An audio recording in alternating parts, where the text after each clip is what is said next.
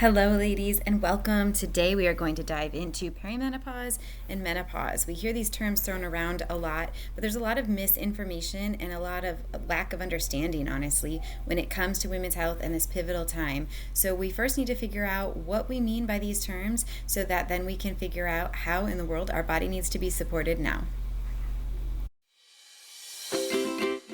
Welcome to Health and Hormones. I am your host, Rita Johnson. Here we talk about all things related to health, hormones, natural living, and those amazing bodies that God has given you and how to take care of them better. I'm so glad you're here. Truly, I just want to start this conversation by saying this is not our fault. As we get older and start to enter into this time of perimenopause and we bring symptoms and things that we're struggling with now that are new or perhaps worse than they used to be, we often are met with resistance at the doctor's office, right? Or we're just gaslit and told, yes, this may be something you're dealing with, but you know what? That's just a part of getting older. Or why don't you try to take hormonal birth control? That should cover up your symptoms.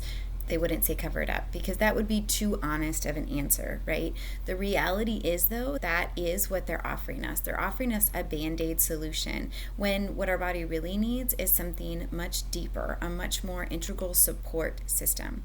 So I want to start off this conversation by really just defining some terms. So what is menopause? I feel like this is pretty common that we do understand the definition of menopause. So menopause is considered the period in time when you no longer have menstrual cycles, and it starts when you have gone 12 months without a period and you are of a certain age, right? So if you have this happen in your early 30s where you go a year without your cycle, we're not automatically thinking that this woman in front of us is in menopause. However, if someone is in their mid to late 40s or 50s and they've gone a year without a menstrual cycle, now I am considering that this woman in front of me is in menopause. Of course, there are lab numbers that we can do through blood work that would confirm that as well. But in general, that's what we're looking for to qualify someone as in the state of menopause.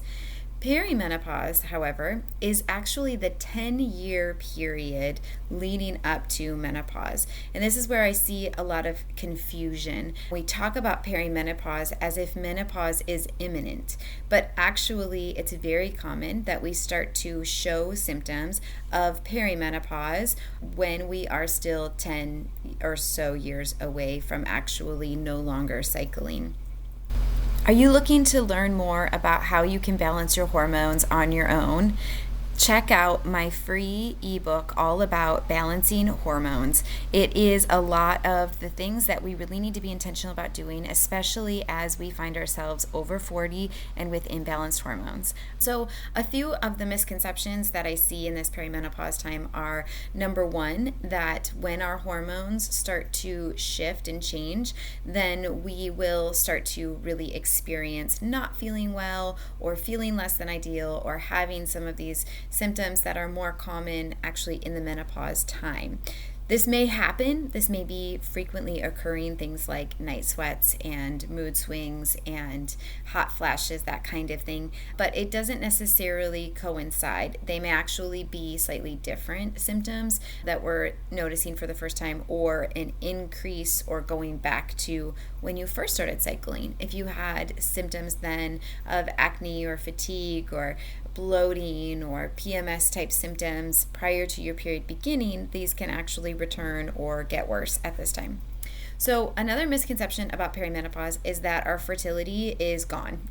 This is a big one because I talk to women a lot that are open to life and they're open to conceiving in their late 30s or early 40s, and they feel really frustrated. They feel really devastated, to be frank, when they are told that they're in perimenopause. Because again, what they're translating that to in their brain is that now your fertility is very little to nothing. Now you are basically struggling with, or you will have infertility from here on out. And that's not quite the case. And this is why a lot of times we'll hear of women as they navigate through their 40s, they'll actually have a surge of fertility. And this is why it is common for women to have, I should say not common, but it happens somewhat regularly for women to have babies in their mid 40s because we tend to have a surge of fertility prior to menopause really starting to kick into high gear. So there's 4 phases of perimenopause. The 4 phases are differentiated from each other in the way that our hormones are responding or not responding. So for example, the first phase of perimenopause is when our progesterone levels start to dip.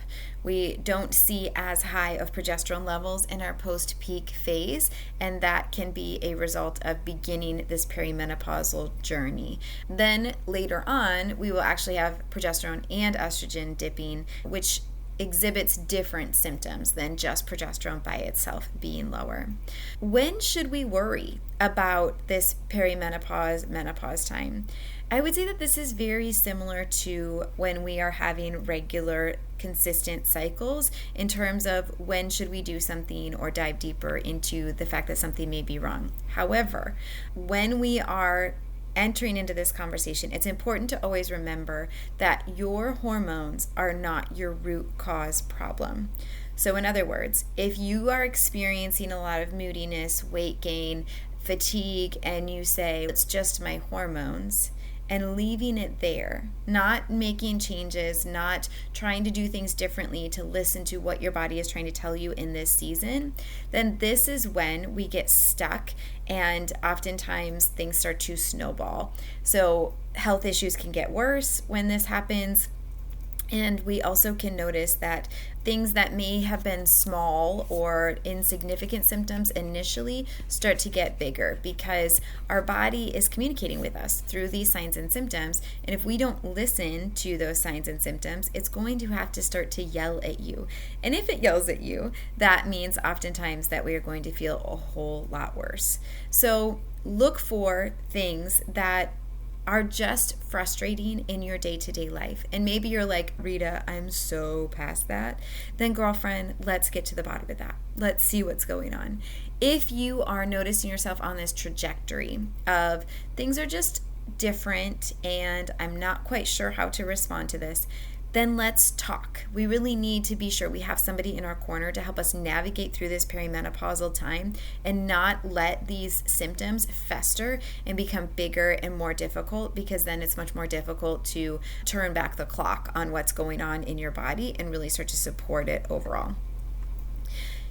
So sometimes people will ask, don't I just want this to hurry up and be done? If my body's going through perimenopause and I'm not cycling regularly, why would I want to do things to promote healthy ovulation, to promote consistent cycles, especially if you don't want to conceive in this time? And to this argument or question, I would really say that we actually want to cycle as long as we possibly can. The reason is because when we have this beautiful relationship of estrogen and progesterone going back and forth with each other, playing this symphony in our body, it's not just progesterone and estrogen, but they are the lion's share of our hormones throughout the cycle. So when we have this happening, there's so many benefits to optimal hormone health. Things like our cardiovascular health, things like our neurological health, right? And these are reasons why women are less likely to suffer from stroke and heart attack than men when we are cycling. Once we get into menopause, the numbers actually level out a lot more. We no longer have that advantage over men in terms of our cardiovascular health and our neurological health. So we really do want to cycle as long as possible.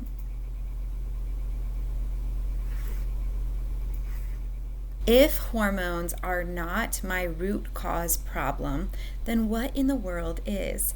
And as you can already imagine, hormones are very dependent on other functioning processes in our body, right? I like to talk about hormones as the low-hanging fruit on the tree. If everything else isn't working well for that tree, if it's not getting watered, if it doesn't have appropriate nutrients from the soil, if it's not getting sunshine so that it can convert that into nutrients in the leaves through photosynthesis, if all of these other things are not working well, then we are not going to have a fruit-bearing tree, right? It's just going to be barren. And that's very similar to our bodies. So it really does matter that we understand that when we have hormone problems, that there is something that we can do about it. Things in our day-to-day do matter and are making an impact there. And B, a lot of times it's a lot more simple than we initially think.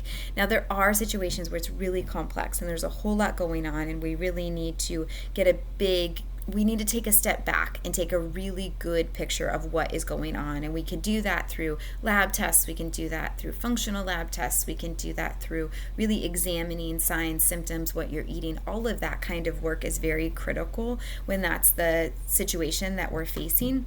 However, there's also a lot that we can do to really dive deeper into this. And this is why I am offering a perimenopause webinar where I start by talking through the 4 stages of perimenopause and the different hallmarks to each stage. So you can get a gauge, first of all, for where you're at in this process, but also ways to support your body through that process as well.